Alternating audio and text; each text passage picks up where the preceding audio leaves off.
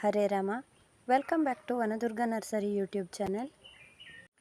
ಇವತ್ತಿನ ವಿಡಿಯೋದಲ್ಲಿ ನಾನು ಬಿಗೋನಿಯಾ ಫ್ಲವರ್ ಪ್ಲಾಂಟ್ಸ್ಗಳ ಬಗ್ಗೆ ಮಾಹಿತಿಯನ್ನು ಹಂಚಿಕೊಳ್ತಾ ಇದ್ದೇನೆ. ನಮ್ಮ ನರ್ಸರಿಯಲ್ಲಿ ಸುಮಾರು 8 ರಿಂದ 10 ವಿಧಗಳ ಬಿಗೋನಿಯಾ ಫ್ಲವರ್ ಪ್ಲಾಂಟ್ಸ್ಗಳಿದ್ದಾವೆ. ಅವುಗಳನ್ನು ಎಲೆಗಳ ಬಣ್ಣ ಹಾಗೂ ಹೂಗಳ ಬಣ್ಣಗಳ ಆಧಾರದ ಮೇಲೆ ವಿಂಗಡಿಸಲಾಗ್ತದೆ.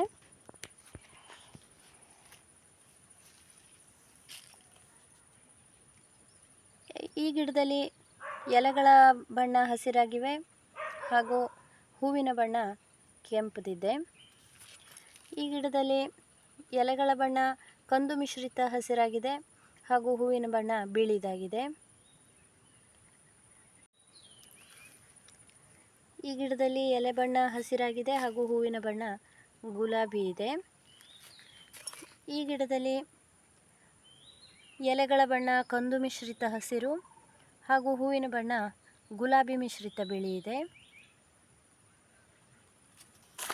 ಹಾಗೆ ಈ ಗಿಡದಲ್ಲಿ ಎಲೆಗಳ ಬಣ್ಣ ಕಂದು ಮಿಶ್ರಿತ ಹಸಿರು ಹಾಗೂ ಹೂವಿನ ಬಣ್ಣ ಕೆಂಪು. ಹೀಗೆ ಸುಮಾರು 8 ರಿಂದ 10 ವೆರೈಟಿ ಗಿಡಗಳಿದ್ದಾವೆ. ಈ ಗಿಡಗಳ ಎಲೆಗಳು ಕೂಡ ತುಂಬ ಸುಂದರವಾಗಿ ಕಾಣ್ತವೆ. ಈ ಗಿಡಗಳಿಗೆ ನೀರಿನ ಪ್ರಮಾಣ ಜಾಸ್ತಿ ಬೇಕು, ನೆರಳು ಕೂಡ ಬೇಕು ಹಾಗೂ ಇವುಗಳಿಗೆ ಫಂಗಸ್ ಅಟ್ಯಾಕ್ ಆಗೋದು ತುಂಬ ಜಾಸ್ತಿ. ಬಸವನ ಹುಳಗಳ ಕಾಟ ಕೂಡ ಜಾಸ್ತಿ ಇರ್ತದೆ. ಮಳೆಗಾಯಲ್ಲಿ ಇಡೋದ್ರಿಂದ ಈ ಗಿಡಗಳು ಹಾಳಾಗ್ತವೆ ಹಾಗೂ ನೇರವಾದ ಸೂರ್ಯನ ಬಿಸಿಲಿಗೂ ಕೂಡ ಹಾಳಾಗ್ತವೆ.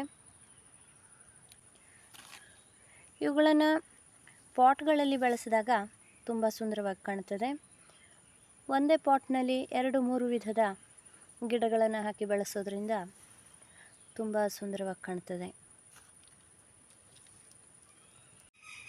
ಈ ಗಿಡಗಳಿಗೆ ಮಣ್ಣಿನ ಮಿಶ್ರಣವನ್ನು ಮಾಡಬೇಕಾದ್ರೆ ಕೋಕೋಪಿಟ್ನ ಪ್ರಮಾಣ ತುಂಬ ಕಡಿಮೆ ಇರೋ ಹಾಗೆ ನೋಡ್ಕೊಳ್ಬೇಕು. ಕೋಕೋಪಿಟ್ ಜಾಸ್ತಿ ಹಾಕೋದ್ರಿಂದ ತೇವಾಂಶವನ್ನು ಹಿಡಿದಿಟ್ಕೊಳ್ಳೋ ಪ್ರಮಾಣ ಜಾಸ್ತಿ ಆಗ್ತದೆ. ವರ್ಮಿ ಕಾಂಪೋಸ್ಟ್ ಹಾಗೂ ಸಗಣಿ ಗೊಬ್ಬರವನ್ನು ಹಾಕೋದ್ರಿಂದ ತುಂಬ ಚೆನ್ನಾಗಿ ಬೆಳೀತವೆ ಗಿಡಗಳು.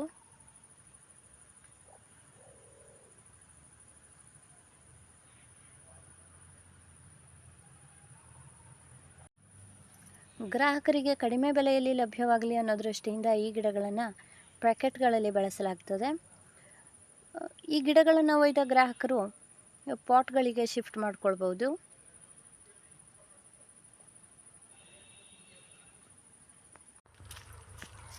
ಗಿಡಗಳು ಬೆಳೆದ ನಂತರ ಕಟಿಂಗ್ ಮೂಲಕ ಕೂಡ ಇವುಗಳನ್ನು ಅಭಿವೃದ್ಧಿಪಡಿಸಬಹುದು ಹಾಗೂ ಲೀಫ್ ಪ್ರೊಪಗೇಷನ್ ಕೂಡ ಮಾಡಬಹುದು.